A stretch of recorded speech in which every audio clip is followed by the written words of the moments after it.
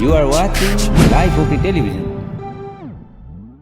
Life OK समाचारको साथमा Balvatika school Pepsicola learning made simple fitness choice healthy life Jiva add life to your style wellness mall a natural way to improve your health.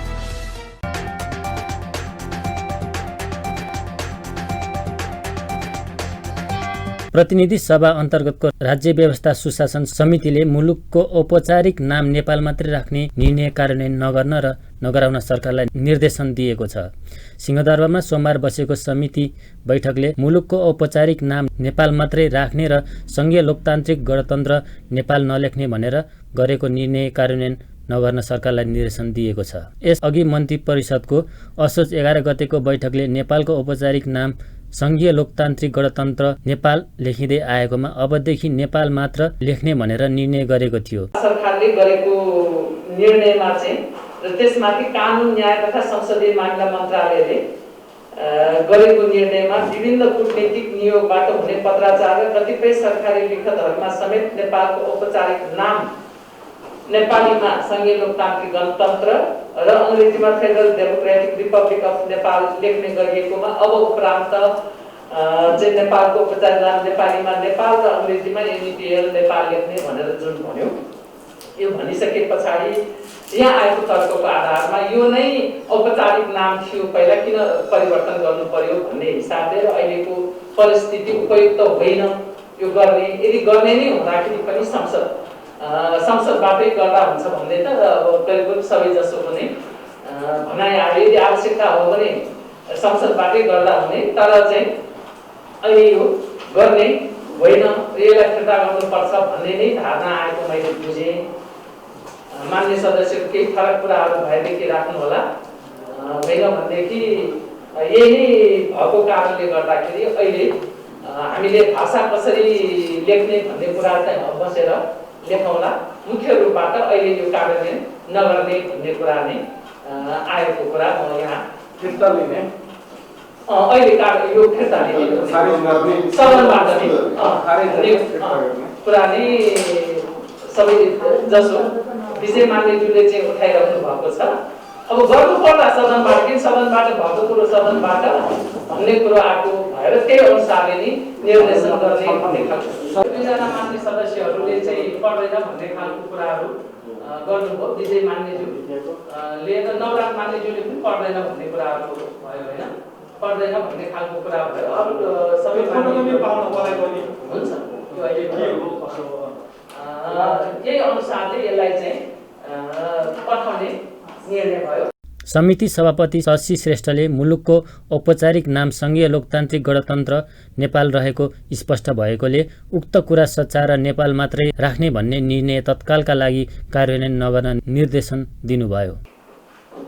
हामीले संघीय लोकतान्त्रिक गणतन्त्र नेपाल नाम राख्ने भनेर हामीले चाहिँ त्यो सोच राखेका हुन्थ्यौँ भने हाम्रो यो संविधानले राख्थ्यौँ नि त। हामीले यहाँ हामीले नेपालको संविधान लेख्यौँ, संघीय लोकतान्त्रिक गणतन्त्रको संविधान लेख्यौँ, नेपालको झन्डा लेख्यौँ, संघीय लोकतान्त्रिक गणतन्त्र नेपालको झन्डा लेख्यौँ, नेपाल सरकार लेख्यौँ, संघीय लोकतान्त्रिक गणतन्त्र नेपाल सरकार लेख्यौँ।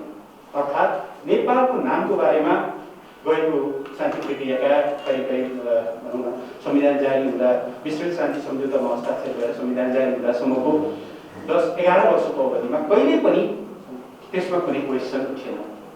माननीय सरिता गिरीले पहिलो संविधान सभामा उठाउनु भएको थियो नाम परिवर्तन गर्नु भनेर, कसैले पनि त्यो कुरालाई मानेन। हामीले नेपालको नाम नेपालै राख्यौँ।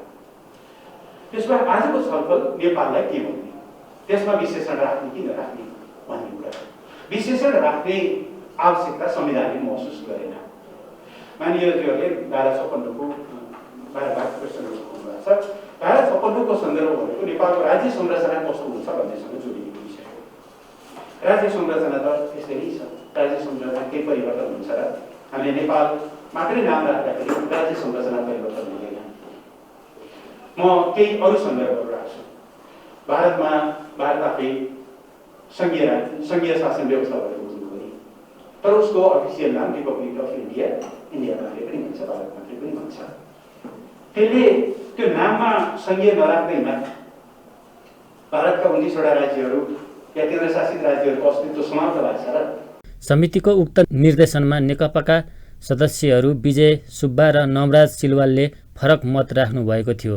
समितिले मुलुकको नाम परिवर्तन गर्नुपर्ने भए संसदमा प्रस्ताव ल्याउन पनि निर्देशन दिएको समिति सभापति श्रेष्ठले बताउनुभयो। संघीय लोकतान्त्रिक गणतन्त्र federal democratic Republic of Nepal भनेको चाहिँ एउटा नयाँ युग हो। नेपालको एउटा युग, पुरानो युगलाई समाप्त पारेर फेरि नयाँ युगको सुरुवात भएको। यसलाई यति सजिलै न्यूनीकरण गरेर उयो भन्ने कुराले चाहिँ ज्यादै गम्भीर यसले आशय समेत राखेको हुनसक्छ भन्न सकिन्छ। त्यसैले यो नामको ठुलो भारी कसैलाई भएको थिएन। यो कुनै झातो जस्तो गर्न लागेको कुरा भएको भने मान्छेहरूलाई अलिक गाह्रो भएको पुग्न भने जस्तो त्यो गाह्रो पनि थिएन। सामान्य पहिचान हिसाबले त्यो नेपाली भन्ने कुरा जनमानसमा छँदैछ र संविधानमा त कानुनमा त हामीले जे ल्यायौँ त्यो त यो परिवर्तन लिएको हो नि। स्थिति उत्पन्न हुन्छ। यो कहाँबाट अधिकार आयो सरकारले यो निर्णय गर्ने? कसले दियो अधिकार? संविधानको धारा 4 मा स्पष्ट रूपमा उल्लेख छ नेपाल राज्यको परिभाषा नेपाल स्वतन्त्र, अविभाज्य, सार्वभौमसत्ता सम्पन्न, धर्मनिरपेक्ष, समावेशी, लोकतन्त्रात्मक, समाजवाद उन्मुख, संघीय लोकतान्त्रिक गणतन्त्रात्मक राज्य हुनेछ। यति मात्रै होइन, धारा 56 मा स्पष्ट उल्लेख छ संघीय लोकतान्त्रिक गणतन्त्र नेपाल। तो सरकारले निर्णय जुन गरेको छ त्यो स्पष्ट छ कि संघीय लोकतान्त्रिक गणतन्त्र नेपाल र अंग्रेजीमा federal democratic Republic of Nepal लेख्ने गरिएकोमा अब उपरान्त नेपालको औपचारिक नाम नेपालीमा नेपाल र अंग्रेजीमा NEPAL। यो राइट कहाँबाट आयो सरकारले? बैठकमा परराष्ट्र मन्त्री प्रदीप गेवालीले मुलुकको औपचारिक नाम कसैले संघीय लोकतान्त्रिक गणतन्त्र लेख्ने र कसैले नेपाल मात्रै लेख्ने गरेकोले अबदेखि मुलुकको औपचारिक नाम नेपाल मात्रै लेख्ने निर्णय भएको जानकारी दिनुभयो। उहाँले नाम परिवर्तनले संघीयतालाई कुनै असर नपर्ने भन्दै आशंका नगर्न आग्रह गर्नुभयो।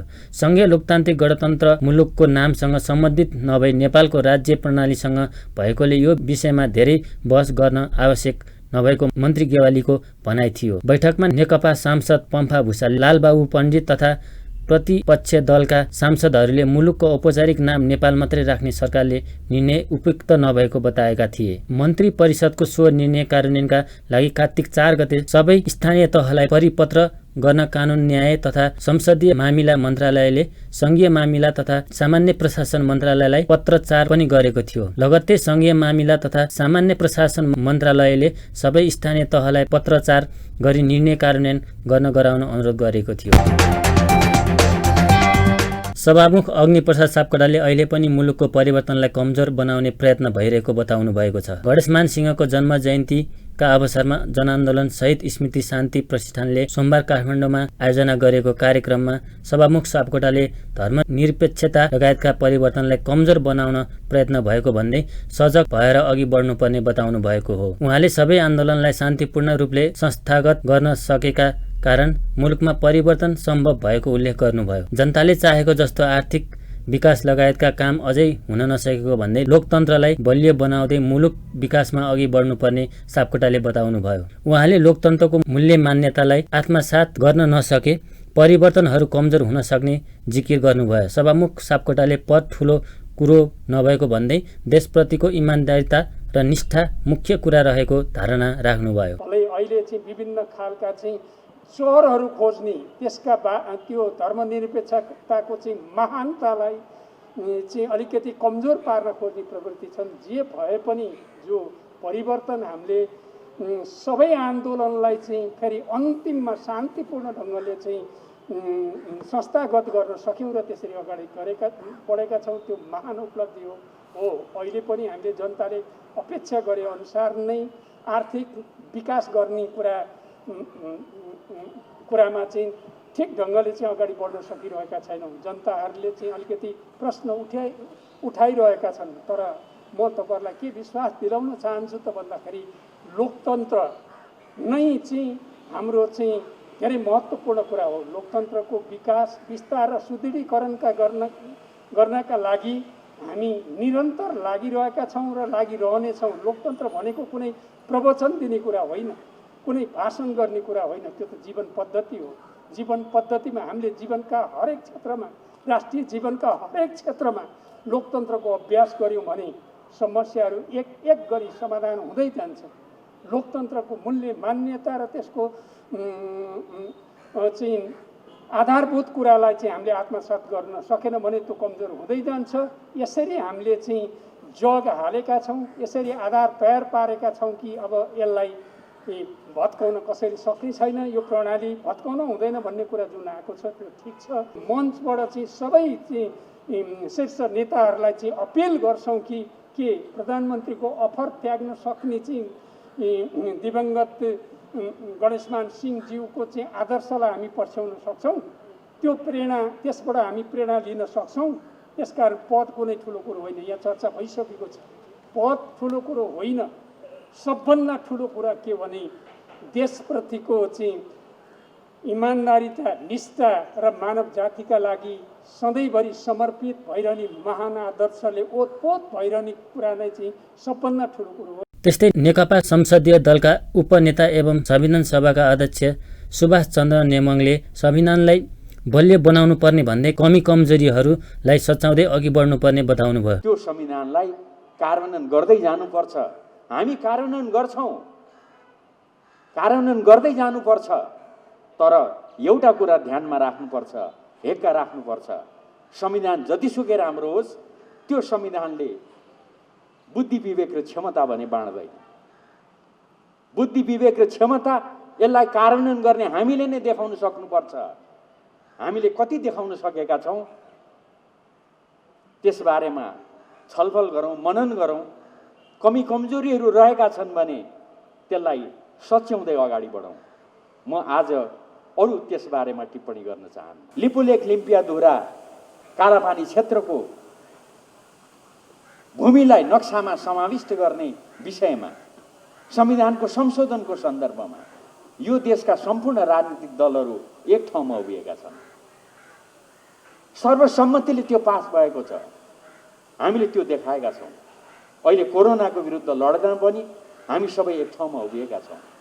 यस्ता कतिपय प्रसङ्गहरू हुन्छन्, गणेशमानजीलाई सम्झँदै म आग्रह गर्न चाहन्छु, हामी अहिले पनि एक ठाउँमा उभिनुपर्छ, एक ठाउँमा उभिएर अगाडि बढ्नुपर्छ। प्रणालीलाई यताउति भत्कन दिनु हुँदैन। प्रणाली भत्कियो भने धेरै चिज भत्कन्छ। प्रणाली बलियो बनाएर राखिरहँदा मैले अघि नै भने व्यक्ति परिवर्तन गर्न सकिन्छ, दल मन परेन अर्को दल छान्न सकिन्छ, अर्को दल बनाउन सकिन्छ। तर प्रणाली त्यसलाई यताउति हुन दिनु हुँदैन। संविधानलाई अझै सबल बनाउँदै अगाडि जानुपर्छ। नेपाली भूमिलाई नक्सामा समावेश गर्दा सबै राजनीतिक दलहरू एकै ठाउँमा उभिएको भन्दै मुलुकलाई विकासको बाटोमा अघि बढाउन पनि सबै दलहरूलाई एक हुनुपर्ने उल्लेख गर्नुभयो। बुद्धिनारायण श्रेष्ठलाई शान्ति स्वर्ण पदकबाट सम्मानित गरिएको थियो। सम्मानित भएपछि श्रेष्ठले सरकारले सबै पक्षसँग छलफल गर्दै सुझाव सङ्कलन गरी सीमा विवाद हल गर्नुपर्ने बताउनुभयो। प्रजातन्त्र पुनर्स्थापनाका लागि विक्रम सम्वत 2046 भएको जनआन्दोलनका सर्वोच्च कमान्डर गणेशमान सिंहको 2006औं जन्म जयन्ती विभिन्न कार्यक्रम आयोजना गरी मनाएको छ। नेपाली राजनीतिमा त्याग र साहसको उच्च उदाहरणका रूपमा रहनुभएका सिंह सबैको निष्ठाको केन्द्र बन्न सफल हुनुभएको थियो। विक्रम सम्वत 2046 को जनआन्दोलन सफल भएपछि तत्कालीन राजा वीरेन्द्रले प्रधानमन्त्री बन्न गर्नुभएको आग्रहमा उहाँले आफ्ना समकक्षी नेता कृष्ण प्रसाद भट्टराईलाई अघि सार्दै नेपाली राजनीतिमा त्यागको उच्च नमुना प्रस्तुत गर्नुभएको थियो। प्रजातन्त्र स्थापनाका लागि भएको 2007 सालको क्रान्तिका एक अगुवाका रूपमा उहाँलाई स्मरण गरिन्छ।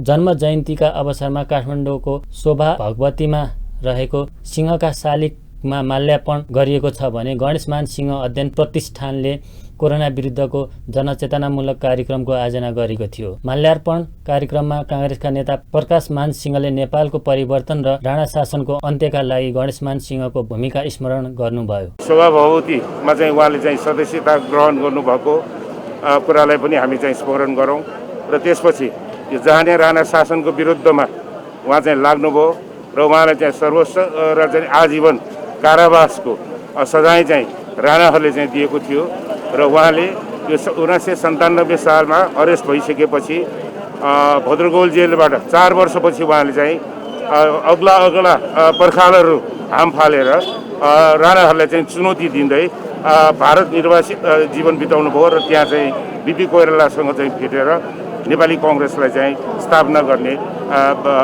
क्रममा उहाँ चाहिँ लाग्नु भएको र हामी गणेशमान सिंहज्यूको यो राणाहरूको टाइममा उहाँलाई चाहिँ यो चाहिँ अरेस्ट गरिसकेपछि यो चाहिँ भनौँ न अब चाहिँ गिन्ती नै गर्न नसक्ने गरिकन उहाँलाई चाहिँ कोर्राबाट चाहिँ प्रहार गरेको र तैपनि उहाँले चाहिँ यो चाहिँ के हो भन्दाखेरि राणाहरूको यो चाहिँ अधिनायकवादी शैली यो चाहिँ जुन सर्वसत्तावादीलाई यो चाहिँ जहाँनिया शासन समाप्त गरेर प्रजातान्त्रिक व्यवस्था ल्याउनुको लागि उहाँले चाहिँ सङ्घर्ष गर्नुभएको कुरालाई हामी आजको दिनमा हामी चाहिँ स्मरण गर्नुपर्छ।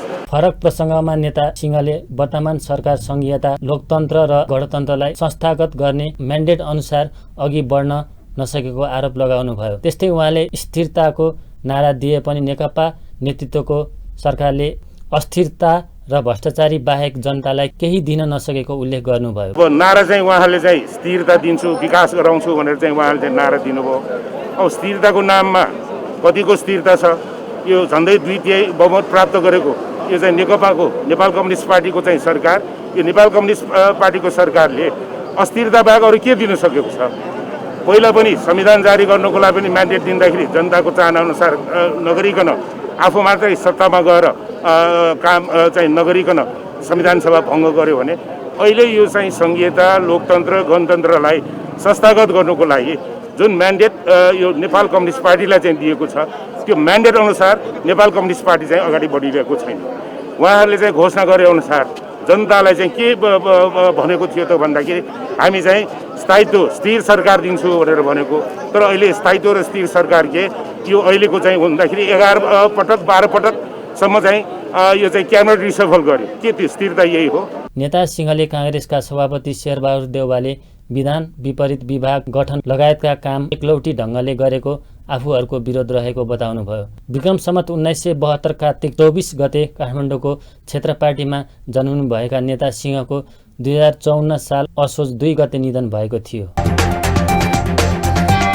राष्ट्रिय गौरवका आयोजना अन्तर्गत निर्माणाधीन पोखरा क्षेत्रीय अन्तर्राष्ट्रिय विमानस्थल र गौतम बुद्ध अन्तर्राष्ट्रिय विमानस्थल निर्माणको काम कोरोनाका कारण पछि धकिलिएको छ। लकडाउनका बीच पनि सञ्चित सामग्री तथा मानव संसाधन प्रयोग गरी दुवै विमानस्थल निर्माणको कामलाई निरन्तर दिएको भए पनि निर्माण सम्पन्न हुने समय सीमा भने पछि धकिलिएको नेपाल नागरिक उड्डयन प्राधिकरणका प्रवक्ता राजकुमार छेत्रीले जानकारी दिए। चालु आर्थिक वर्षभित्र निर्माण सम्पन्न गर्ने लक्ष्य लिएको गौतम बुद्ध विमानस्थलको भौतिक निर्माणको काम लगभग सकिएको छ। करिब 93% निर्माणको काम सम्पन्न भएको छ। केही विद्युतीय उपकरण, कन्वे बेल्ट लगायत अन्य मेकानिकल सामग्री आइ नपुगेकाले करिब 7% काम पूरा हुन बाँकी रहेको प्रवक्ता छेत्रीले बताए। विमानस्थलमा उपकरण जडान र फिनिसिङ लगायत केही प्राविधिक काम मात्रै बाँकी छन्। यही कारण भएर हवा विमानस्थल निर्माणको काम सम्पन्न भएर सञ्चालनमा आउन अझै करिब 6 महिना लाग्ने अनुमान छेत्रीको छ। सुनको मूल्य प्रति तोला 98,200 मा कारोबार भएको छ। आइतबार 97,700 मा कारोबार भएको सुन आज 500ले बढेको हो। त्यसै गरी चाँदीको मूल्य तोलाको 1285 मा कारोबार भइरहेको सुन चाँदी व्यवसायी महासंघले जनाएको छ। यो मूल्य अघिल्लो दिनभन्दा 10 रुपियाँले बढी हो। सोमबार अन्तर्राष्ट्रिय बजारमा सुन प्रति औसत 1962 अमेरिकी डलरमा कारोबार भइरहेको छ।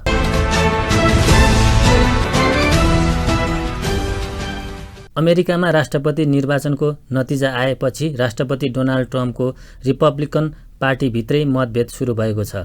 अमेरिकी पूर्व राष्ट्रपति जर्ज डब्ल्यू बुशले डेमोक्रेटिक पार्टीका जो बाइडेनले निर्वाचनमा जित हासिल गरेको भन्दै उहाँलाई बधाई दिएका छन्। उनले अमेरिकाको निर्वाचन निष्पक्ष भएको बताएका छन्। यद्यपि रिपब्लिकन पार्टीका अन्य केही नेताहरू भने अझैसम्म पनि ट्रम्पको हार स्वीकार गरेका छैनन्। साथै राष्ट्रपति ट्रम्प पनि निरन्तर सामाजिक सञ्जाल ट्विटरमा ट्विट गर्दै मतदानमा धाँधली भएको दाबी गरिरहेका छन्। उनले गरेको एक ट्विटमा लेखिएको छ, हामीलाई यिनीहरू चोर हुन् भन्ने लाग्छ। ठूलो सहरका मेसिनमा कपटपूर्ण थिए, यो चोरिएको निर्वाचन थियो। यद्यपि रिपब्लिकन पार्टीका धेरै नेताहरूले राष्ट्रपतिलाई निर्वाचनको नतिजा स्वीकार गर्न आग्रह गरेका छन्। सन् 2000 भएको निर्वाचनमा जर्ज डब्ल्यू बुशको तर्फबाट फ्लोरिडामा पुनः मतगणना गराउन कानुनी रणनीति बनाउने वकिल बेन ग्रिन्सवर्गले ट्रम्पलाई केही समय कुरेर नतिजालाई हेर्नुपर्ने बताएका छन्।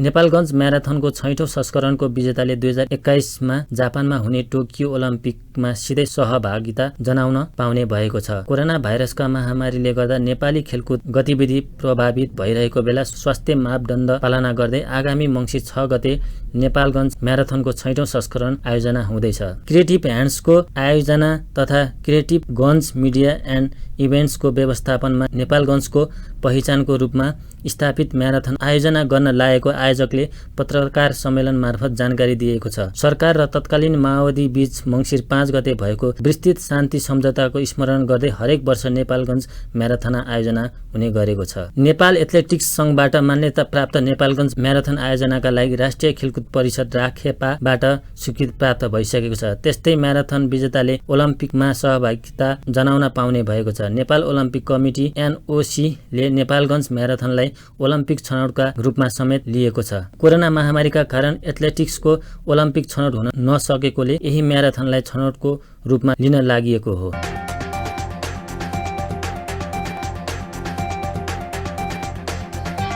लाइफ ओके समाचारको साथमा Balbatika school Pepsicola, learning made simple, fitness choice healthy life, Jiva a life to your style, wellness mall, a natural way to improve your health.